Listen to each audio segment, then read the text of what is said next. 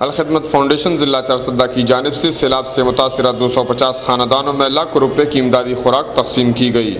اس سلسلے میں مرکز اسلامی چارسدہ میں خوراک کی تقسیم کا پوائنٹ قائم کیا گیا، جہاں پر الخدمت فاؤنڈیشن کی سرپرست اعلیٰ محمد ریاض خان کی نگرانی میں 250 خاندانوں میں خوراک تقسیم کی گئی۔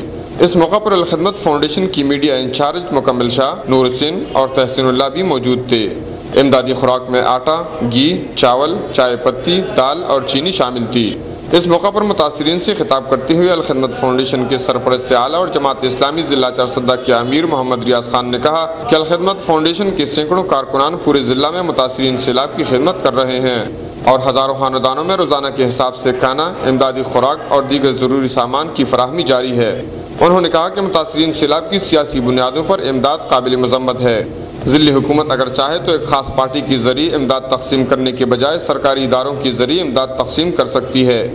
انہوں نے عالمی و قومی امدادی اداروں سے اپیل کی کہ وہ آگے بڑھ کر چارسدہ کے علاقوں سیلاب زدگان کی بحالی کے لیے کام کریں۔ کفایت اللہ، اے نیوز، چارسدہ۔